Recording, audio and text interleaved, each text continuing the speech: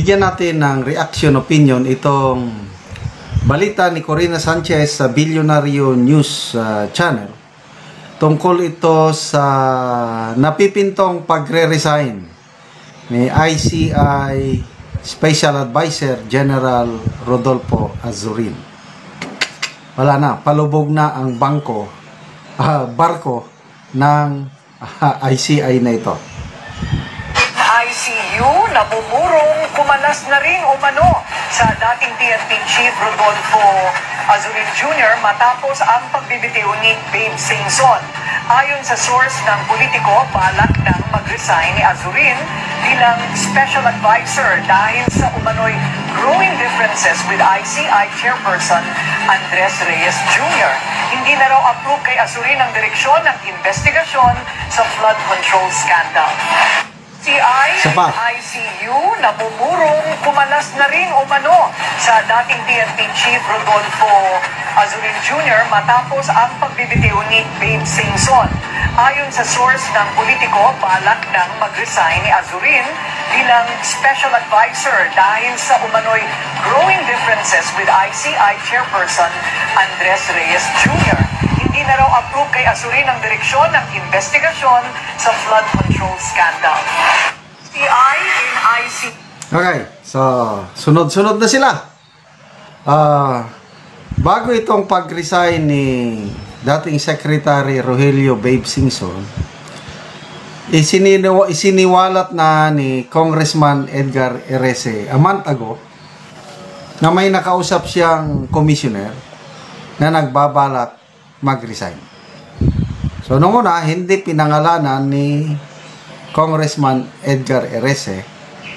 So ito ngayon, 3 or 4 days ago, nag-announce na naipaalam na talaga na effective December 15, magre-resign na si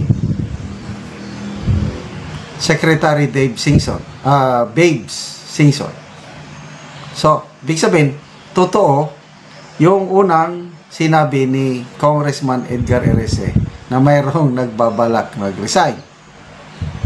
So, anong dahilan ng pagre-resign niya is sinabi lang na health concerns. Kaya lang, may lumalabas na pahayag ni Commissioner or Secretary Singson, according to Congressman Edgar Erese, na why would I risk my family and my health just to solve the problems of Malacanang?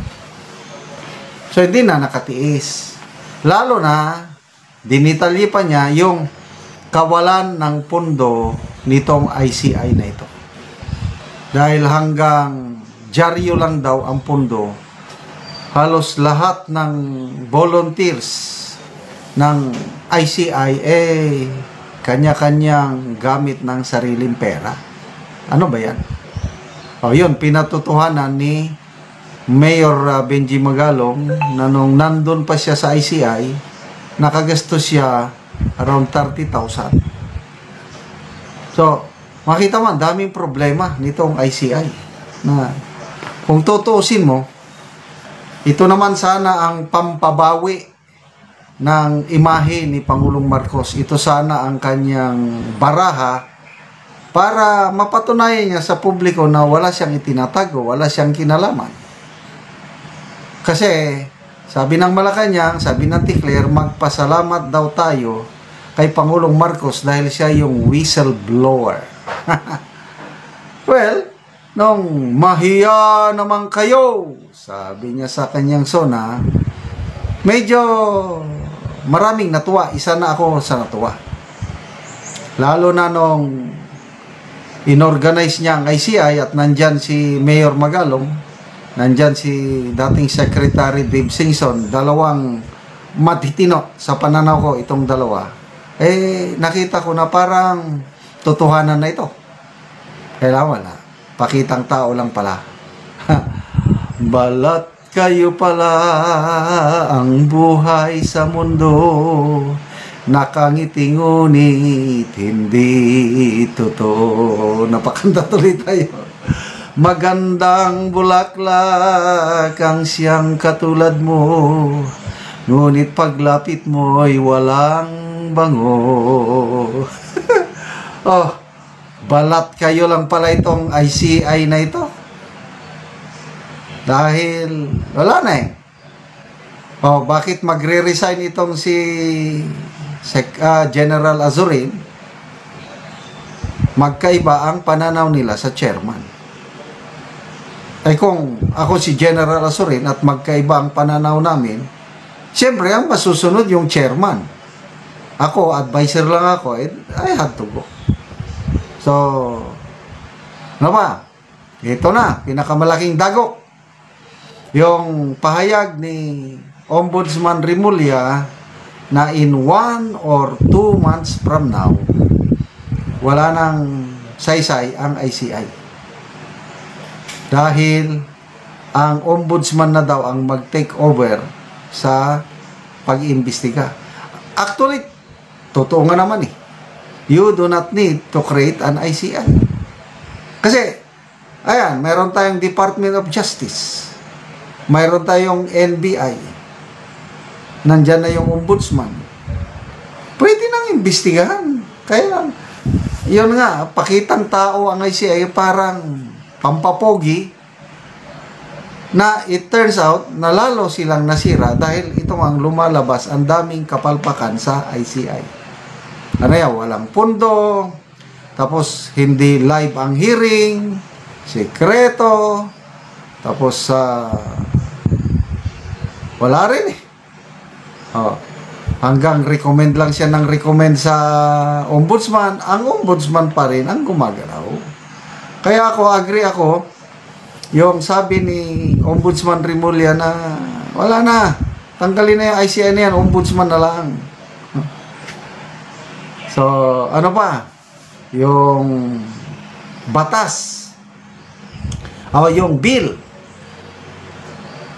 Meron ng nakabingbing bill, both houses of Congress, na mag-establish ng independent commission on infrastructure corruption para something like that, na ayaw i-certify na urgent ng Pangulong Marcos. Ibig sabihin, hindi siya interesado ng komisyon na may kapangyarihan.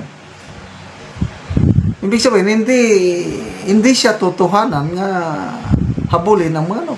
Hanggang ICI lang siya na ngayon gusto niya nang ipatigil through Ombudsman Remulla.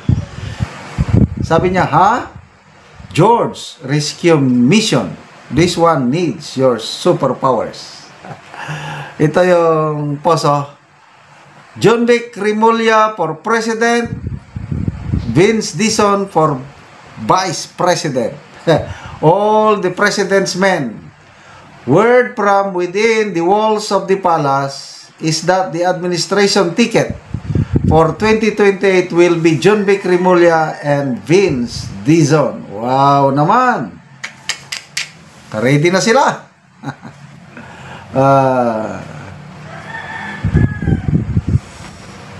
Erwin Joy, sabi yan, nako, baka may group effort sa 2028. Lex Jaso, kailangan ng matinding guts. Shen Anyon, George the Magician, pasok. Sino ba yung George the Magician? Bahala na kayo kung sino yung George na magpanalo dito sa tandem na ito. Ron Basbano, ito na lang. Pink po, Kiko. Ito naman din. Kalaban sa Pink is Po at saka Kiko. Anyway, mag-base tayo sa latest survey. John Vic Remulla, ang kanyang rating isinama na rin 0.5%. Si dating Speaker Martin Romualdez, 0.8%. Yan po ang kanilang latest na ratings. So, wala na akong ibang makitang kandidato pa ng administrasyon na po pwedeng panlaban nila except kay Senator Tulfo, Raffy Tulfo. Dahil dumidikit, pumapangalawa siya kay BP Sara, kaya malayo. Nasa 13% lang si Rafi Tulfo, samantalang 33%, 33 point something percent si BP Sara. Kaya lang, si Rafi Tulfo, pag ganyan-ganyan yan, kung minsan binabati ko sa Marcos administration, kung minsan kinakampihan. But, kung si Tulfo, wala pa rin po, okay lang. Walang takot ang mga DDS kay Rafi Tulfo. Kaya nga, yung kapatid niya, si Senator Erwin Tulfo, may nabasa akong post, nagpayag na gustong-gusto nyo nang matuloy ang impeachment trial ni BP Sara dahil naghihintay na daw ang mga tao. Oh yes, if you want bloodbath, why not? Tuloy, at talagang matutuloy ang impeachment. Nagpahayag na si BP Sara kanina, may official statement na hindi na siya na-sorpresa. Parang inuulit lang yung nangyari early this year, February, na yung pagpirma sa kanyang impeachment, may kapalit na pundo. So parang ganyan din ang nangyayari ngayon. Ginagamit itong 2026 budget para bargaining sa mga posibleng pipirma sa impeachment complaint laban kay BP Sara. At ako, nakikita ko na uusad talaga ang impeachment case ni BP Sara sa Kamara. Maraming mga kongresista na against kay BP Sara at pabor sa administrasyong ito, kaya sigurado makakakuha ng sobra 1/3 vote ng mga kongresista laban kay BP Sara, kaya aakyat sa Senado ang impeachment. But then, depende na sa mga senador. So palagi ko nang sinasabi na wala tayong kinakatakutan pagdating sa impeachment dahil nga maraming senador na handang tumulong kay BP Sara. Okay, so yan na bang pinaka-the best so far? Wala na akong makita kundi